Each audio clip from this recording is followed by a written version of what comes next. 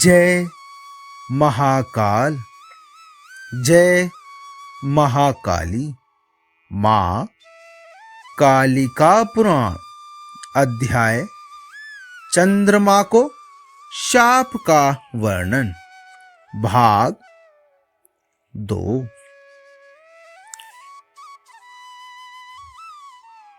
ऋषियों ने कहा,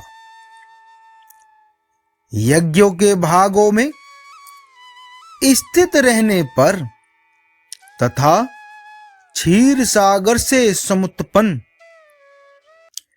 अमृत के रहने पर कमलासन श्री ब्रह्मा जी ने किस लिए चंद्र का देवान्न किया था, उसी भांति क्रम के रहते हुए किस कारण से पितृगण के लिए उसे कल्पित किया गया था। हे ब्राह्मण, यह हमको बड़ा संशय हो रहा है। उसको आप हमको सूर्य की ही भांति छेदन करिए। हे द्विज सत्तमो, आपके अतिरिक्त अन्य कोई भी इसका छेदन करने वाला नहीं है। श्री मार्कंडेय महर्षि जी ने कहा कि हे ऋषियों, प्राचीन समय में प्रजापति दक्ष के परम सुंदरी 27 अश्वनी आदि अपनी पुत्रियों को सोम के लिए प्रदान की थी। उन समस्तों को ही विधि के साथ सोम ने अपने साथ विवाह कर लिया था। उस समय में प्रजापति दक्ष के अनुमत में वह सोम सबको अपने स्थान में ले गया था। इसके अनंतर चंद्र उन समस्त कन्याओं में राग से रोहिणी के ही साथ निवास करता था और रसोत्सव कला आदि के द्वारा रमण किया करता था। वह सोम केवल रोहिणी का ही सेवन किया करता था और रोहिणी के साथ ही आनंद मनाया करता था। रोहिणी के बिना सोम कुछ भी शांति की प्राप्ति नहीं किया करता था।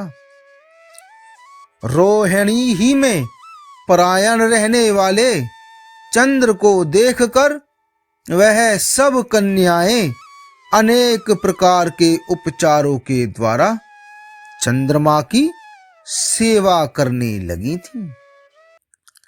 प्रतिदिन उनकी द्वारा निसेवित होते हुए भी चंद्र ने उनमें कुछ भी भाव नहीं किया था, तो उस समन में वे सब अमर्ष के वश में समागत हो गई थी।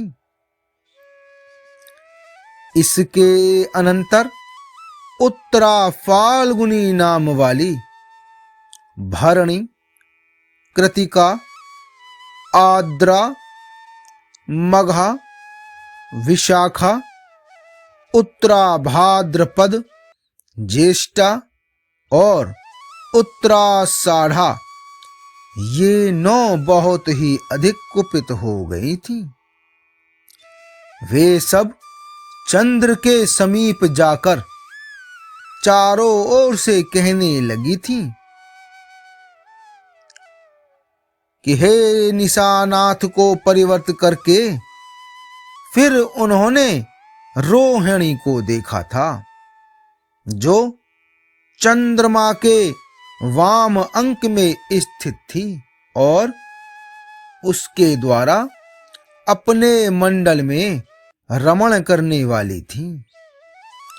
उन सब ने उस वर्णिनी रोहिणी को उस प्रकार की देखकर वे सब हवि से हुताशन की ही भांति क्रोध से अत्यधिक जल गई थी। इसके अनंतर जिसके 3 पूर्व में हैं, ऐसी पुनर्वसु, पुष्य और आश्लेषा के सही मघा, भरणी और कृतिका ने चंद्र की गोद में स्थित महाभागा रोहिणी को हठ से पकड़कर ग्रहण कर लिया और वे अतीव कुपित होती हुई रोहिणी के प्रति कठोर वचन कहने लगी थी। हे बुद्धि वाली, तेरे जीवित रहते हुए चंद्र हम लोगों में बिल्कुल भी अनुराग नहीं करता। जब भी किसी समय में यह चंद्र सूरत में उत्सुक होकर समुपस्थित होगा, तभी बहुतों के क्षेम की वृद्धि के लिए हम उस दुष्ट बुद्धि वाली का हनन कर देंगी। तुझको मारकर हमको कुछ भी पाप नहीं होगा, क्योंकि तू बहुत सी स्त्रियों के प्रजनन का हनन करने वाली तथा बिना ही ऋतु काल के पाप करने वाली है। जिस अर्थ के विषय में पहले ब्रह्मा जी ने अपने पुत्र के प्रति कहा था, नीति शास्त्र के उपदेश के लिए वह निश्चय ही हमारा सुना हुआ है। दोष युक्त कर्म करने वाले किसी एक दुष्ट के जहां पर प्रवृत्त हो जाने से यदि बहुतों का क्षेम होता है, तो उसका वध पुण्य ही प्रदान करने वाला हुआ करता है। वहां किसी भी पाप के होने का तो प्रश्न ही नहीं होता है। जो स्वर्ण की चोरी करने वाला है, जो मदिरा का पान करने वाला है, जो ब्राह्मण की हत्या करने वाला है, जो गुरु पत्नी के साथ संगम करने वाला है और जो अपने आप का घात करने वाला हो, इन सब का वध करना पुण्य ही प्रदान करने वाला होता है। श्री मार्कंडेय मुनि जी ने कहा, उन सब के इस प्रकार के अभिप्राय को समझकर और कर्म को देखकर तथा भय से डरी हुई रोहिणी को देखकर, जो उसकी अत्यधिक प्रिय और मन को रमण करने वाली परम सुंदरी थी, उस सब से संभोग को न करने से उत्पन्न झाव वे अपने आप को अपराधी सोचकर उस डरी हुई रोहिणी को उनके हाथ से मोचन कर दिया था, अर्थात छुड़ा लिया था। उस चंद्र ने रोहिणी को छुड़ाकर अपनी दोनों बाहों से रोहिणी भली भांति आलिंगन करके उस चंद्र ने जो कृतिका आदि भामनियां थी, उन सब का धारण कर दिया था।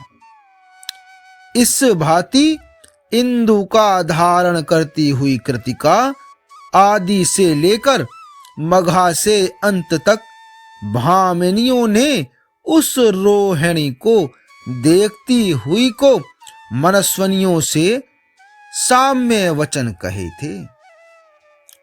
हे निशानाथ, हम सबका निरसन करने वाले, आपको न तो कुछ लज्जा ही है और न पाप से कोई डर ही है। आप तो एक प्राकृत अर्थात साधारण जन की ही भांति बर्ताव कर रहे हैं।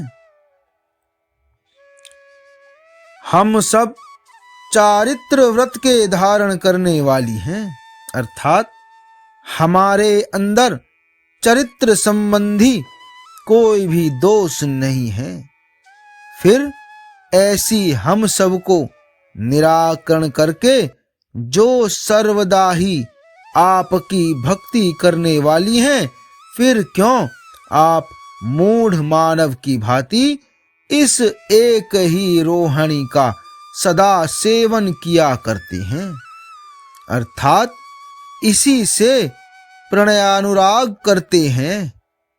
क्या आपको धर्म का ज्ञान नहीं हुआ है, जो पहले वेदों के मूल वाला सुना गया है, जो कि आप तत्पुरुषों के द्वारा निंदित और धर्म से हीन कर्म को आप कर रहे हैं। धर्म शास्त्र के अर्थ को गमन करने वाले कर्म को यथोचित रीति से करने वाली और उद्याहित अर्थात ब्याही हुई पिता का आप केवल मुख भी नहीं देखते हैं। आगे का भाग 3 में।